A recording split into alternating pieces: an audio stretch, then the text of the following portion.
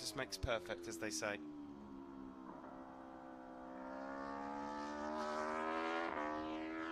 So it's Scott Redding, then the last man we see in an official test in 2017. I know what he's going to do now. He's going to pulling wheelies for. Yeah, I was going to say a bit of showboating now. It's just the sort of part of the day where I start sort of squinting through my eyes a bit, because I think to myself, the poor mechanics have kind of done all of their work for the day.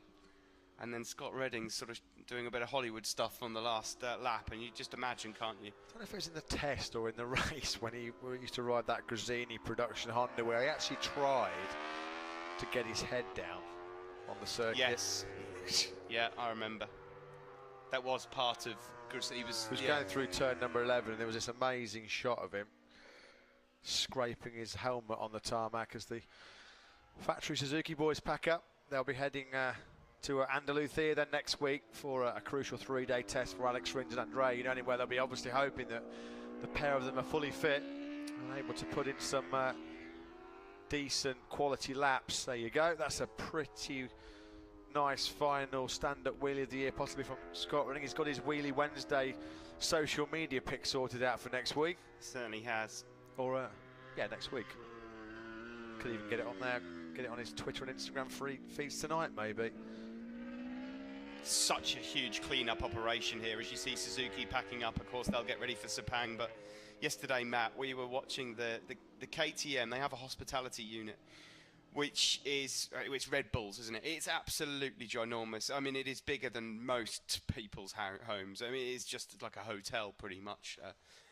A wood construction as well, all the way over from Austria, all the wood. And they started trying to pack that thing away yesterday morning as we arrived on the circuit, ready to bring you day one. And they weren't even, I think they were only two-thirds of the way through packing it up. Yeah. When we went home at the end of yesterday. That's what you call a mammoth operation, putting that Red Bull KTM hospitality up and then breaking it down as well after the race. I think, Steve, they need, it's at least 12 articulated trucks just to transport it around Europe. At least 12, maybe even more than that. It's like Convoy, the movie, isn't it, when they're all trying to transport that around Europe. Yeah, that is incredible. So then Scott's had his fun, he's had his practice starts, and that's him done. And that is going to be it. Marc Marquez will have posted the fastest time. I think he'll be quietly pleased with that. World champion, deservedly so. And just to stamp his authority all over it, he ends the 2-day test as the fastest rider as well. There's so much to discuss, there's so much to talk about, and there will be a lot to look forward to.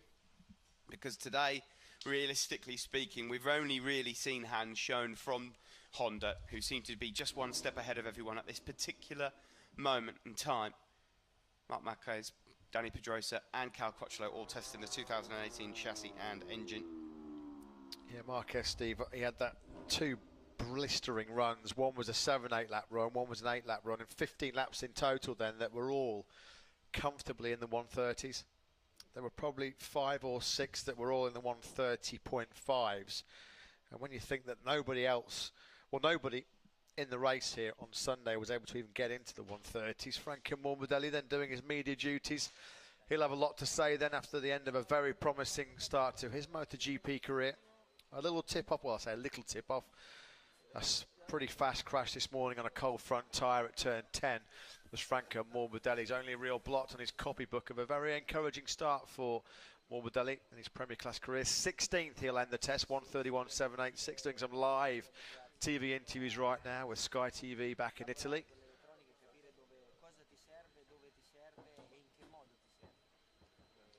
Yeah, he looks just as calm and relaxed when he's talking in his native language as he does when he talks in English. A fine talker of English as well. He's got a very good grasp of the English language, but just about as cool as you can imagine. I'm sure Franco will be very happy with his day, but I don't think you're going to be getting the most in-depth analysis from him, Dylan, as we just did see you queuing up to have a word with him. Well, guys, yes, I am down here with Franco now. Well, Franco, what an exciting 2 days you've just had. What is your overall assessment? You look like you finished on a high. Yeah, it was nice 2 days. I enjoyed a lot. We've been starting this learning process, and today we improved a lot. Actually, I was 1 second faster already compared to yesterday, and yesterday I was 2.5 clear of, and now I'm 1.7. So it means that we improved a lot. It's a step that I wasn't expecting, and yeah, everything is going pretty good. I mean, very quickly, Franco, just to finish off, which areas do you still feel there's the most improvement needed? Well, of course, the riding style. I mean, I have to ride differently. It's not a Moto2, so I have to ride a bit differently, and I have to get used to this riding style. And this is the main thing. And then also electronics, and start to work also a little bit on the balance of the bike. Normal things. But the main thing is the riding style. Well, Franco, thank you very much, and good luck in Jerez. Thanks to Franco Morbidelli. I don't know if someone was boiling a kettle there, and it was perhaps it was Franco in the background. It sounded like something like that, or a drill going off in the background. So apologies for that. Yeah. Milk, no sugar. Thanks, Franco. Yeah, absolutely. Well, we're seeing various replays here, and we're starting to wrap things up. And Matt, I think it would be now a good time just to quickly say goodbye to a few people. Of course, we said goodbye to the legend that was Nick Harris a couple of days ago, and so we send him all of our best wishes.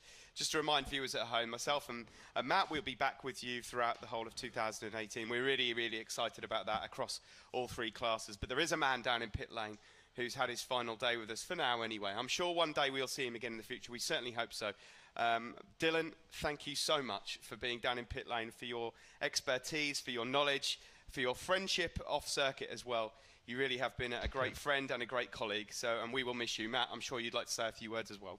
Yeah, absolutely. Just to echo those sentiments, Dylan. Yeah, I'm proud to call you not only a colleague, but a true friend in our time together in the World Championship paddock. You've given ourselves and millions of fans all around the world absolutely fantastic insight, not only into the technical side of the Motogp, but certainly the human side of the sport as well. You're so respected by so many, and quite deservedly so in the Motogp paddock. And I can only echo the thoughts of Stephen, wishing you all the very best in your future endeavours. You'll be greatly missed by so many in the paddock, mate.